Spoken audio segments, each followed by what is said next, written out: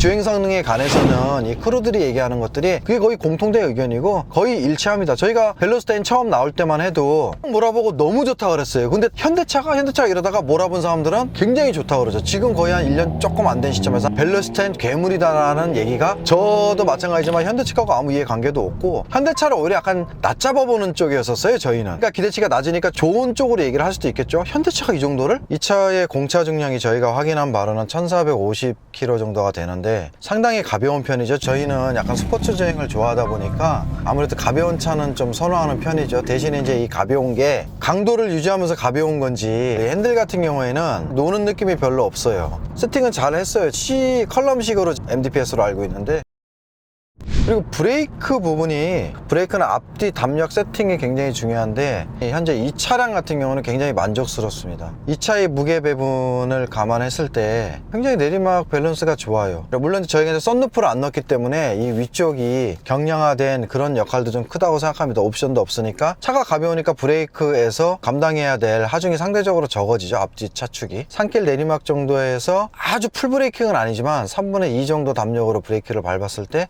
굉장히 세련되게 서져요. 뒤가 뜨지도 않고 차가 이렇게 서는 게 아니라 이렇게 서는 느낌이. 디스크 크기라든지 패드가 디스크에 닿는 패치 면적도 굉장히 작았고요. 패드도 뮤값이 낮을 거고 거의 중하급에 가까운데 최대한 끌어내서 세팅을 잘 해놓은 것 같아요. 특히 코너링 때 트레일 브레이킹이라는 게 있는데 그때 담력을 빼면서 브레이킹을 줄 때 잘 따라줘요. 생각보다 세팅을 잘해서 균등하게 하중을 분산을 시켜줘요. 쏟아지는 느낌이 없다는 것은 굉장히 큰 장점이에요. 가벼운 것도 한 몫을 해요. 앞에 많이 쏠리면 그만큼 뒤는 빠지겠죠. 어차피 제로섬이니까 플러스 마이너스니까 무게라는 거는 앞이 많이 쏠리지 않으니까 뒤가 상대적으로 더 잘 붙은 느낌이 들 수도 있고 썬루프가 없는 것도 굉장히 큰 역할을 합니다. 제가 M4 컨버라는 차량이 있는데 위가 스틸이에요. 굉장히 무겁죠. 한 150kg 정도로 되는 걸로 알고 있는데 M4 쿱에 비해서 같이 브레이크를 쳤을 때 M4 컨버는 머리에 광주리를 쥐고 있다가 앞으로 쏟아붓는 느낌? 굉장히 느낌이 더러워요. 근데 이 차는 특히 직진이 아니라 코너에서 약간의 브레이킹 담력을 조절할 수 있는 그걸 할 수 있는 사람은 굉장히 만족할 수 있는 세팅일 수도 있습니다. 다시 한번 말씀드리지만은 썬루프가 없는 모델이에요. 저희들은 뭐 파노라마 같은 경우는 거의 80kg, 100kg 가까이 되고 조그만 썬루프도 아무리 못해도 한 50kg 가까이는 하거든요. 유리가 굉장히 무거워요. 이 철판하고는 비교가 안 될 정도로 무겁습니다. 그 무게가 빠져 있는 기준으로 말씀을 드리는 거예요. 저희 차는 그래요. 자, 말을 하다 보니까 왜 우리는 가다 보면 자꾸 남한산성 쪽으로 가죠? 이쪽은 남한산성 뒷길이거든요.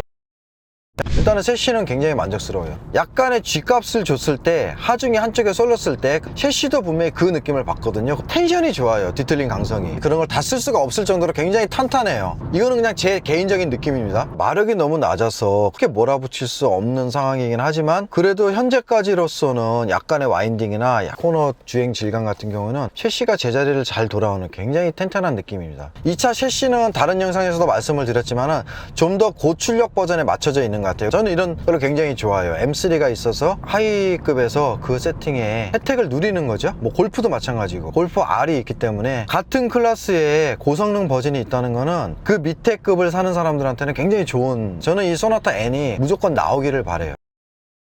서스펜션도 상당히 좋아요. 유연하면서도 단단하게 해놨습니다. 처음에 출고 당시에는 통통거리는 느낌이 많이 났고 이 서스 쪽은 잘 버티더라고요. 생각보다 코너링 포스가 상당히 높은 편이에요. 코너 밸런스가 좋고 서스가 오히려 너무 가벼워서 튕긴다는 느낌이 들 정도로 이쪽 하중 걸리는 게 상당히 잘 받아줍니다. 타이어를 노면에 끊임없이 붙여주는 게 서스펜션의 역할이죠. 서스펜션의 무게를 주지를 못하면은 이제 타이어 접지 면적이 많이 빠지겠죠. 범피 구간에서 통 치면은 이 눌러주는 게 상대적으로 약하다 보니까 통 할 때 빨리 로드 홀딩이 안 돼요. 그래서 거기서 주는 약간 불안감? 코너링에서 롤 잘 버텨, 롤 값이 좋아, 감아 돌리다가 덜컹 하면 바로 로드 홀딩이 안 돼서 어떤 식으로든 밸런스를 잃을 확률이 높습니다. 옵션이나 무게가 달라지면 서스펜션 세팅이 달라집니다. 약간의 스포츠 주행이 가능한, 물론 이제 뭐 스포츠 주행 아무리 하려고 그래봤자 그냥 왕 하고 혼자 그냥 소리만 내고 잘 안 나가죠. 그리고 이 통통거리는 세팅은 고속에서는 에어로로 눌러줘야 되거든요. 다운포스로.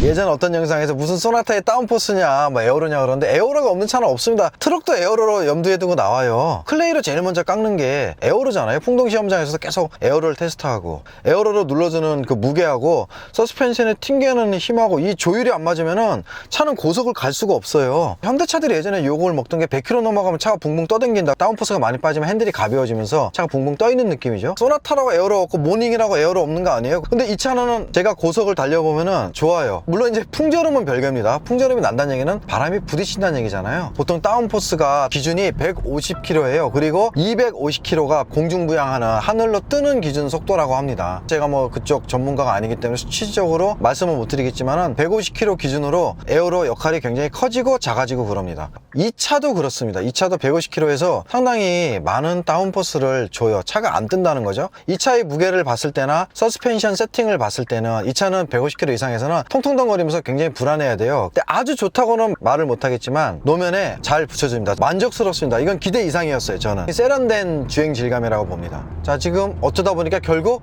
다시 남한산성으로 왔는데 이 저가의 트림에서 셋시, 서스펜션, 에어로, 브레이크는 기대 이상으로 만족을 하는 편입니다. 만족은 상대적이죠. 기대를 안 하면은 굉장히 만족스러울 수 있는 거고 기대를 많이 하면 불만족스러울 수 있는 겁니다. 저희 기준으로는 이 차가 이걸 도네? 이 차가 이걸 버티네? 이런 느낌. 그리고 특히 셋시 부분은 야, 이 차가 고성능 버전이 나오면 어떨까? 궁금해져요. 한번 타보고 싶다는 느낌. 장점을 얘기했으니까 단점을 얘기를 해야겠죠? 이 냄새가 너무 나요. 신차 냄새. 머리가 아팠어요, 처음엔. 가격대를 떠나서 본드를 조금만 좀 냄새가 안 나는 걸 쓴다든지. 그리고 두 번째, 이 핸들. 이 조향감은 참 좋아요. 이 핸들이 너무 미끄러져요, 이게. 인조가지도 좋지만은 이거는 좀 아닌 것 같아요. 예전에 어떤 차를 탈 때 굉장히 싼마이 느낌 났던 그 느낌인데 다행히 그 핸드그립, 손 닿는 부분이 있어서 손으로 이제 엄지를 약간 버티긴 하는데 여기를 잡는 순간 여지없이 많이 미끄러집니다. 그리고 뭐 특별히 뭐 그렇게 단점이라고 할 만한 게 없어요. 자, 소나타는 여기까지 하겠습니다. 감사합니다. 구독은 땡큐, 좋아요는 살루트, 댓글은 마이 플레저입니다.